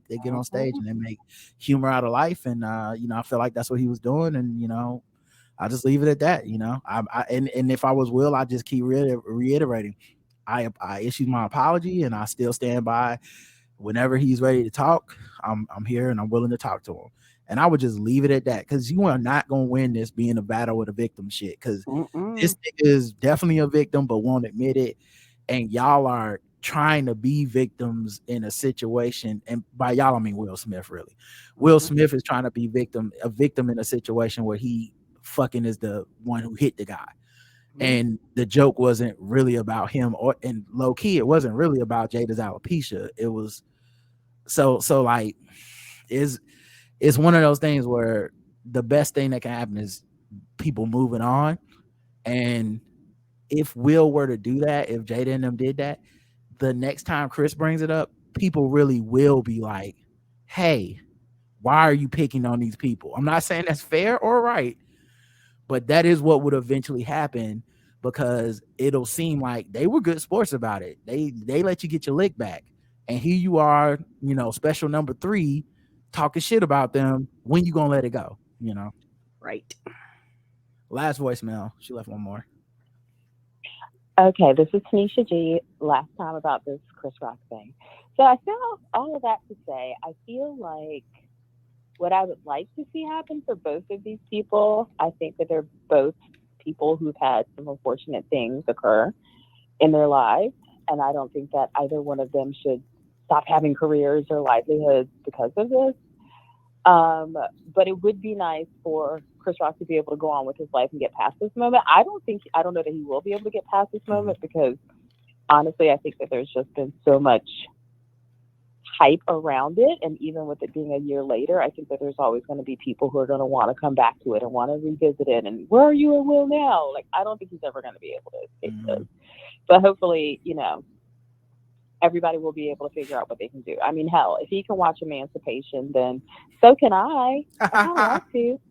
Also, on a different note, I was listening to the episode today about, it was called Blame It on the Meth, I think. I never know the episode number, sorry. But I thought it was really clever how you were joking about the truck that had, the meth truck that had the meth on it, and then you ended with sword ratchetness, and it was like, oh, the man was on some kind of undisclosed pills, and then you played the ice cream truck music, because you're like, oh, y'all don't know where the drugs came from? I do. That was so clever, because you could have just said, oh, it came from the meth truck, but you didn't. You put the ice cream truck music on. So that was just like amazing. Loved it. Thank you so much. Hey, Karen, y'all have a great day. Take care. Thank you, Tanisha. Yeah, you know, I try to be funny every once in a while. What's behind the scenes is I'm having to look that up on Spotify and find it as I'm thinking of the joke. So I didn't have it planned before the show or anything. And I'm searching like ice cream truck music. And sometimes with Spotify, guys, the title don't be what it's gonna say. So like, I'm like clicking and hoping that the musical cue works and that I don't hit play and it's just like, you know, some bootleg rapper's song named Ice Cream Truck Music. Yeah, it's just like him rapping.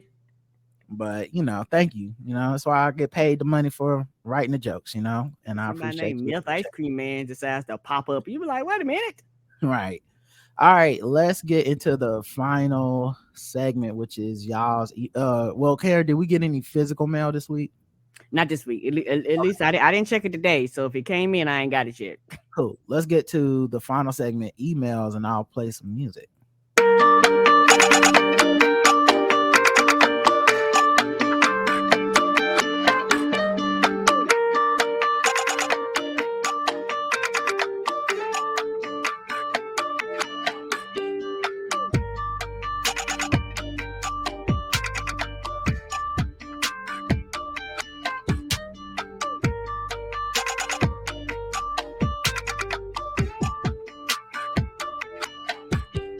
Ooh, that would go hard.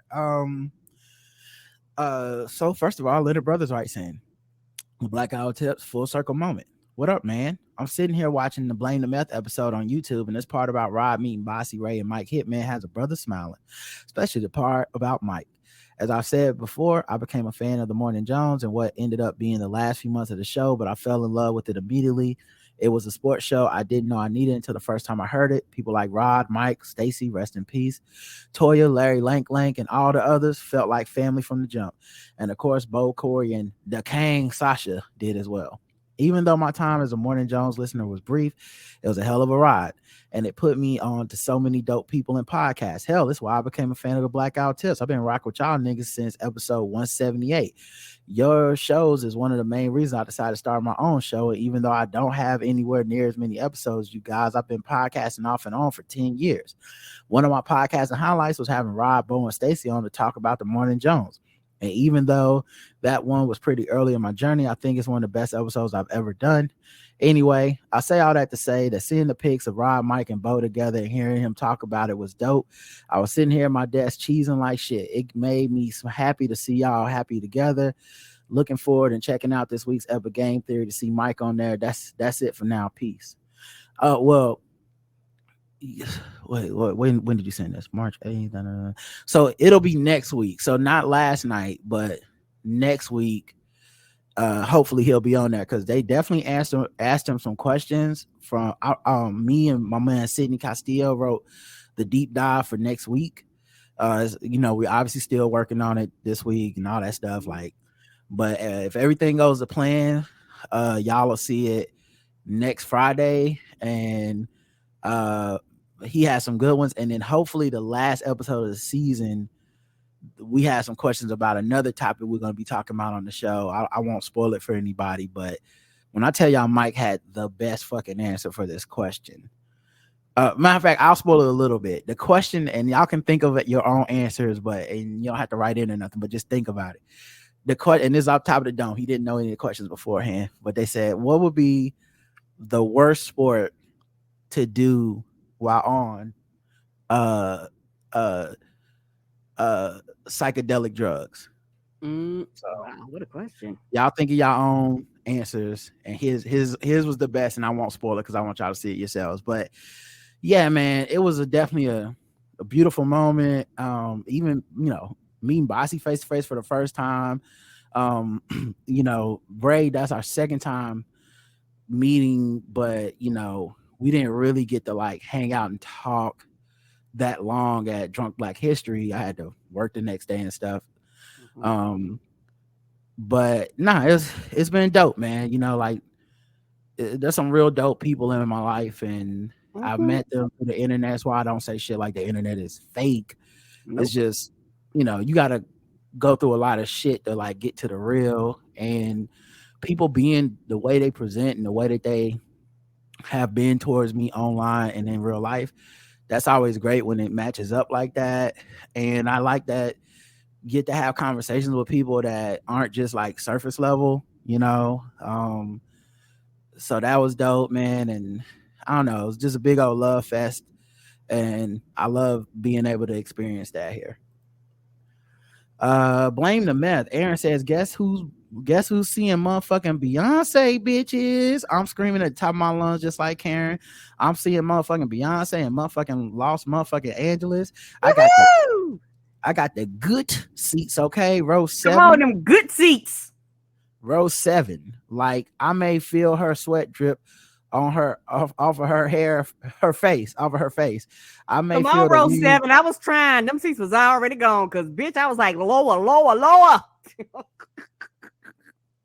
I may feel the wind she uses to have her hair blow in the wind. That's what I'm I'm talking so about. excited. I'm so excited. I just can't hide it. Ha. And now I have 6 months to work out and get this body right for the queen. Yeah, that's what I said. And it's not even really get the body right. I need to be able to not be out of breath. Because I know the whole time I'm probably gonna be standing on my feet. So, I need to, be sure my hips can, take that beating that it's gonna take. I'm probably gonna buy me another pair of tennis shoes, but and work them bitches out so my feet could be comfortable and shit like that. And so I am I'm ready. I'm ready to get my stamina up. I got some months, and baby, bitch, I've been counting down every day. I told y'all I'm like that Judge Judy gift. How she pat her watch and be like, "Come on, let's go." That's me every fucking day I wake up. I'm patting my watch, going, "We ain't made it there yet. What's taking so long, August?" Tanisha writes in about game theory. She said that basically she was saying she was taking a personal day to come up to taping a game theory yesterday, and she wanted me to let people know that when you apply for the tickets, you get like an email back saying that you get the tickets.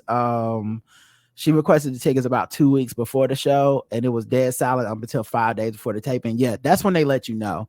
Now, here's the thing: if you request tickets right now through the link, you will get them, because we're not selling out that space yet. We're filling it up pretty well, but we haven't gotten to like an overcapacity situation or standing room only situation type thing. So like, don't stress about like, oh my God, they're not gonna get back to me. Go ahead and plan for that day to be there.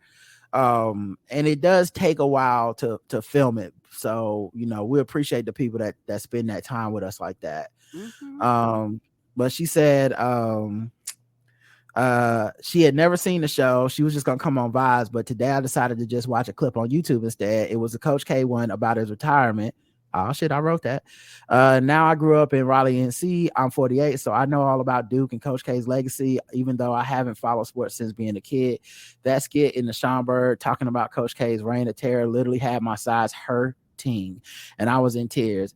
It took many minutes to recover. Did you work on that one? Yes, I did. Me and Cindy Castillo did the museum and the Schomburg stuff. We did that with the field team, and me and Zach Rice wrote the deep dive. Now that's the kind of comedy I like. I want a full ab workout. Anyway, I hope to see you at the show. You're so talented. Thank you. And I may have seen her. So I know someone waved to me. Obviously it was hard to see, but and I never want to force, like, if you want to just get in and get out, totally understand. But I try to meet people out front to like say hi, like I did it last week. But for this week, I went to Bo's room after the show to kind of like, just let them know, like, check on spirits, make sure everything's cool. Keep everything positive, let him know he's killing it, that stuff. Mm-hmm. But this time, Emeka Okafor, former Charlotte Bobcat, former Charlotte Hornet, he was there to watch the show, and so I ended up talking with him and his friend and one of Bo's friends for a little bit, but it went on a little too long, and so I think by the time I got outside, I missed people.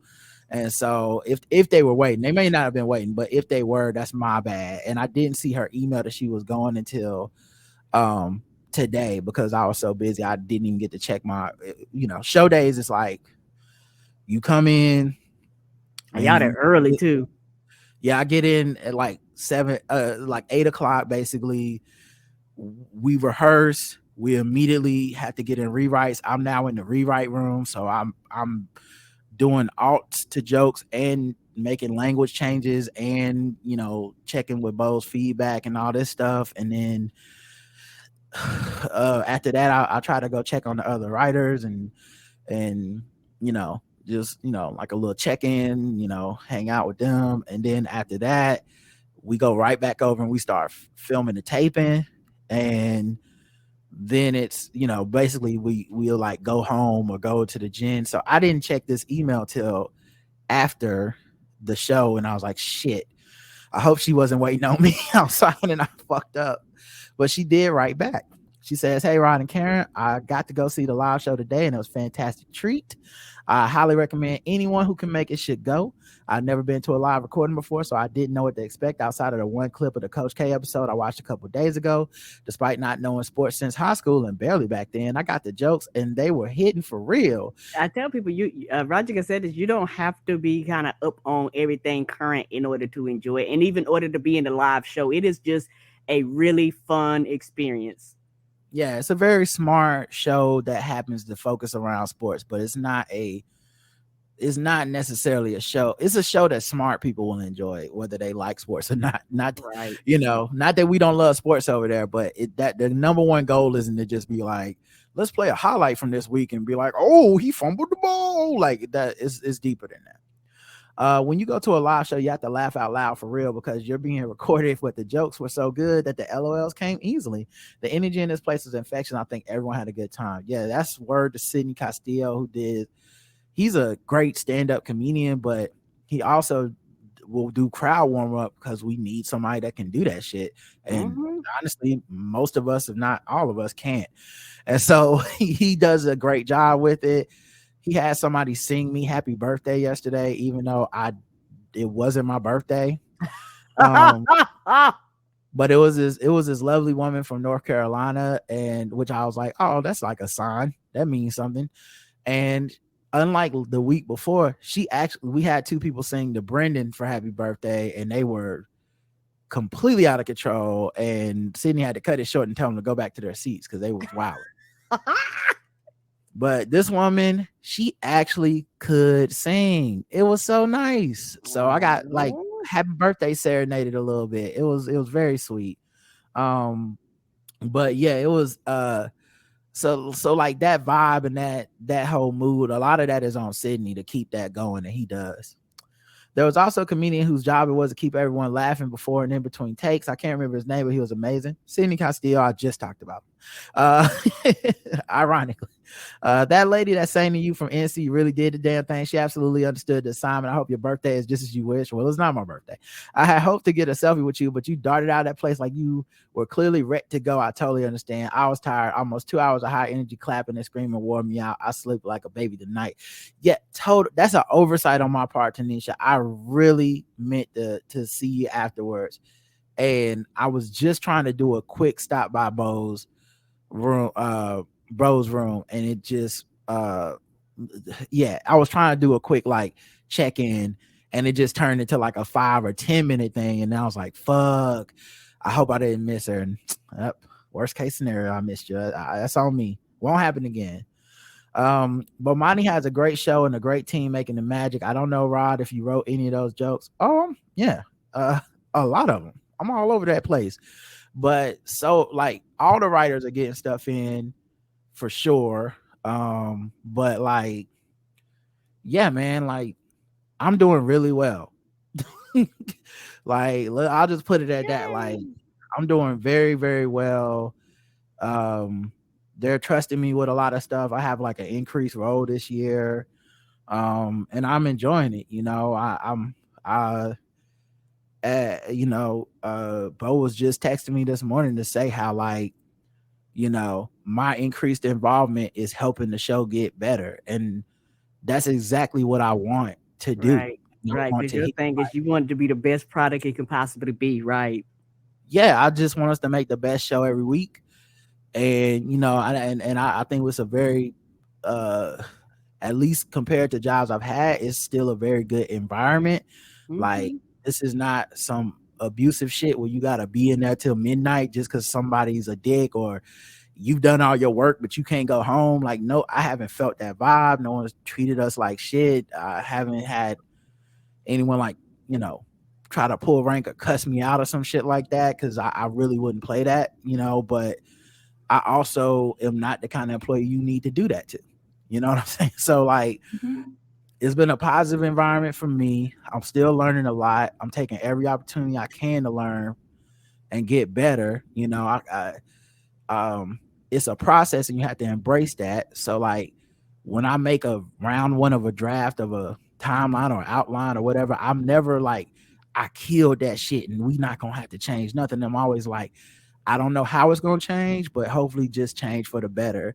Correct. And Bo is getting so fucking good. He's got like an acting coach dude that like helps him you know, with his body language and his up and down and centering and bringing things in and out and like it's all just hitting, man. He's hitting on all cylinders right now. And yeah, man, I think not to be patronizing, but I'm so proud of him because this is the vision I had for him 15 years ago, whatever it was.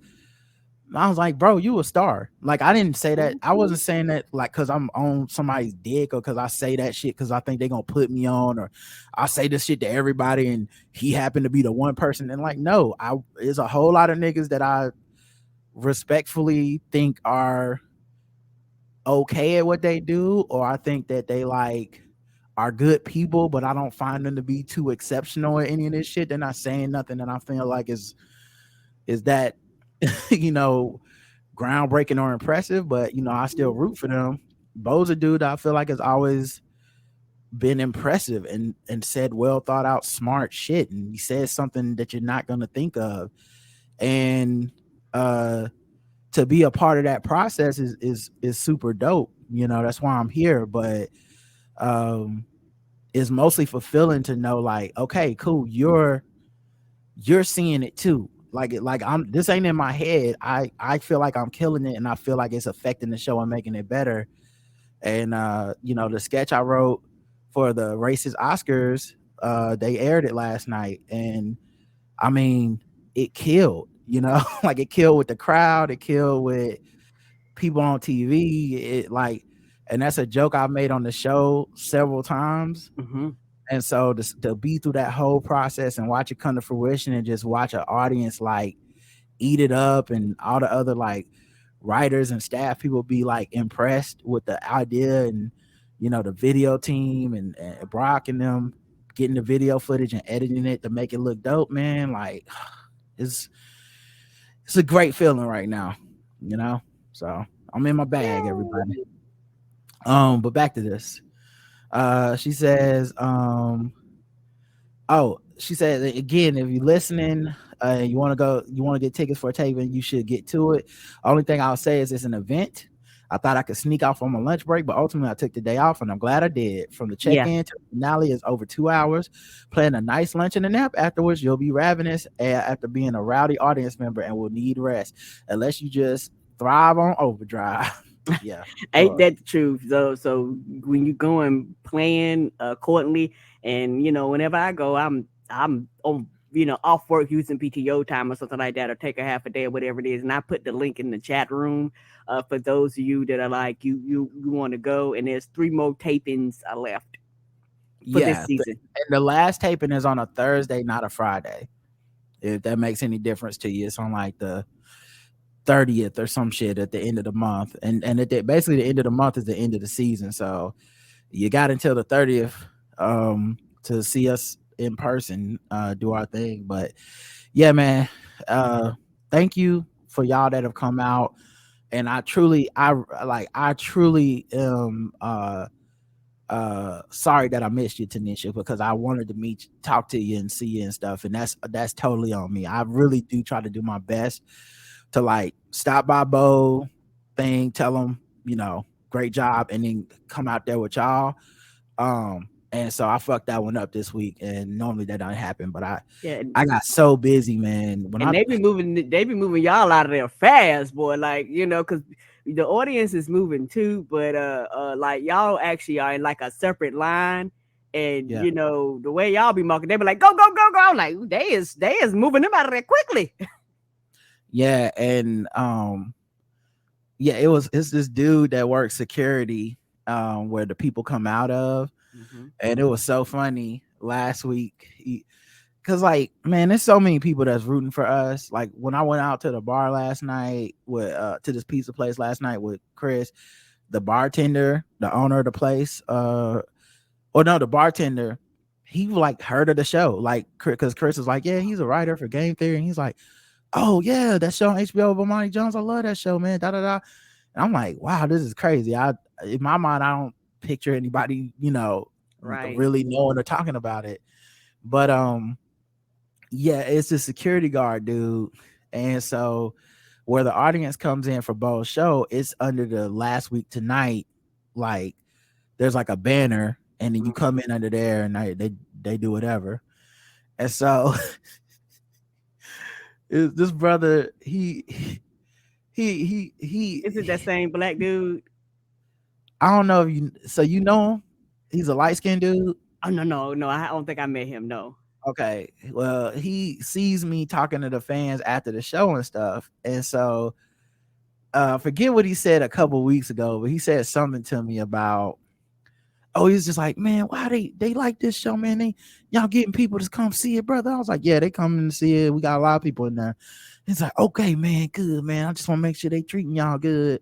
And I said, yeah, they treating us good, He's like, okay, because I see, I don't get to watch the show. I've never seen the show, but I see the people come outside. Because they're right, because he's a security person, so he's not on the inside. Yeah, and I said, yeah, he's like, it's the show. It's with that brother, the black brother. I said, yeah, it's with Bomani Jones. He's like, okay, well, y'all keep doing your thing. I said, all right. And then this week, last week I came outside, and he was like, hey, brother, I don't mean to bother you, man, but you work for that show, right? I said, yeah. He said, what you do? I was like, yeah, I'm just a writer. He's like, okay, man, because like, I ain't trying to start nothing, man, but I'm just saying, I feel like, it's kind of disrespectful what they doing to you. I said, what's disrespectful? And he said, well, they got your people coming in, man. They coming in under the other show. They need to have y'all show on top of it. It need to say Game Theory, it need to show, like, put Bomani Jones on there. Right now it still say, it's disrespectful. They come in under last week John Oliver show. And I was like, yeah, okay. I said, I don't know that I can change that. He was like, well, I'm just saying, man. I mean, what y'all got, season 2? I said, yeah, season 2. Yeah, they need to change that. Are they offended? And I'm like, I didn't want to tell them, like, John Oliver show is on right now too, and it's definitely got a lot more viewers and been longer than us. Yeah, been running longer, won Oscars and Emmys and all this shit, right? But yeah, you just like, I understand why you feel offended.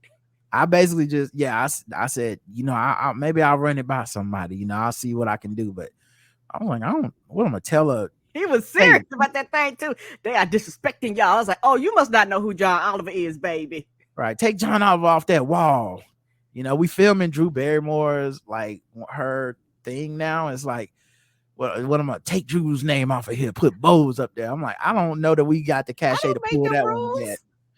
Think we're a little ways away from that. Hopefully one day, y'all. Hopefully one day we get to do that. But man, I honestly that's though, man, hilarious. That's why that shows how much he loved and supporting. Yeah, I love black people, man. I love that. I literally the day that he said that was talking to Bo about how, because when we was coming in, it was a white dude that seen me and Bo coming in, and he gave us like I didn't even know white people did this. I honestly thought only we did this, but he pulled us to the side and gave us like a real talk moment. Well, he was like, he said, because he was the same way. He was like, hey, y'all got that show over here, right? You Bomani Jones? Like, yeah. He said, good, man. Now, how are they treating you? And me and Bo was looking at each other like, what is this white man? What is happening? Taking that shit seriously. How is they treating you? He was like, how is they treating you good? They making sure you get everything you need over here. I was like, and we was like, yeah, it's good and stuff. He's like, all right, cool. I just want to make sure. And then we walked off, and I was like, I didn't know white people did that. Only black people do real talk. I thought. Yeah, I'm just checking on you because if they ain't, I'm white. I can use my white man superpower. If they ain't treating you right now, let me know. Like, I forget exactly what he said, because I think it might have even been some shit where he was like, all right, now don't let it, don't start selling out or some shit, That's hilarious. Mm-mm-mm. But yeah. All right, back to this last one. John says, "What up? Good morning, Rod and Karen. Really enjoyed the Chris Rock discussion recap with Bossy. Really funny, insightful episode. You know what I really love about the words are violence people? That's the very same people that will also say in the next breath that words mean things. Like, Mhm. which is it? Isn't violence a word?" That's Right. hilarious. Agreed. I especially appreciate the way you break down comedy. Sorry, something's in my throat. Karen, go ahead and take this one right for a second. Oh, no problem. Isn't violence a word? That is hilarious because that is actually a true statement. Violence is a word. But, in certain situations, people like to kind of use violence kind of in and out. And, their violence is valid and your violence is not if it Yeah, doesn't tick whatever box or it doesn't justify whatever rants mean or it doesn't fit whatever it is. All of a sudden, your violence is rejected, because we have the words, but words mean things. And violence has different levels to violence. That's why things are called violence and non-violence. Like violent is still in there. It's associated with it, but one is a little bit more violent than the other one. But it's still some Mhm. form of a violence, like as a violation that happened. But everything got to be on 10 because if everything on 10, whatever my situation happened to me, I can't justify it. Right. I can't justify it the I same. honestly think people say that to justify the shit that they do back. Like Yes. they have to escalate the language so that they can't be wrong in the situation. So if and that's honestly why I think people quote unquote supported Will Smith is because that was the epitome of their belief system. In that if the words you say trigger my trauma, I should be able to actually enact real violence on you. And they think that that's saying something because of the power dynamic there, but the power dynamic is still a bigger, more famous, more attractive man leveraging all that, more accomplished, possibly richer, leveraging all that shit against a dude like a dude and then getting away with it. Right. But yeah, they never want to say violence is violence, but they Right. escalate the words to violence so that if they are violent, they can be like, it's even, it's the same. And I'm like, no, as a person that's experienced violence, Yes. violence always wins. The words, Any day, dog. Like I'm be not real. saying it don't hurt. I'm not saying you ain't Yeah, traumatized. I'm not I've saying it ain't experienced triggering. But as somebody who has been on the receiving end of violence, nigga. I've experienced both, guys, and I'm gonna Mm-hmm. go with give me some words violence, please. Any day. But yeah, he says especially appreciate the way you break down comedy. It's the sort of thing I usually don't think about, but it's really interesting to glean how setups and callbacks and all that stuff works. It's one of the things I really enjoy when you get into the weeds of that stuff with Randolph, Andy, and Mike B on Three Guys On. Speaking of comedy, have y'all watched Mark Maron stand-up special on HBO yet? I think you enjoyed it. Very dark but funny as hell. He even has a pretty hilarious bit mocking the Joe Rogans of the comedy world. Yeah, I'm gonna check it out. It's definitely on my list. Rod, I know you love crime documentaries, so I just want to give you a shout out to the Staircase on HBO. If you haven't seen it yet, it's a multi-part series telling the story of your North Carolina boy, Michael Peterson, and his wife's tragic death. It is absolutely wild story that's almost too crazy to believe. It has Tony Collette, Colin Firth, and Sophie Turner so great acting. It is very well done. It's suspenseful. That's interesting because I think I started the documentary for that. Okay, And because these I remember motherfuckers you already talking done about made that, like but I remember you talking about that, but I was like, I don't think you watched that one. I think you watched the documentary on that topic, right? yeah, but I didn't finish it. I started it, and then it's Mm. interesting because but it's just interesting that they had already made a drama based off of it. That's Mm. crazy. Karen, keep on offering those opinions on stuff, no matter how much you know.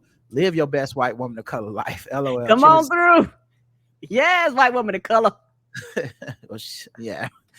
Easy for him to say. He ain't got to do all the feedback. All right, y'all. That's it. We're out of here. We'll be back tomorrow where we will talk about our nights out, respectively. And yeah, that's it. Until next time, I love you. I love you too. Mwah. Mwah.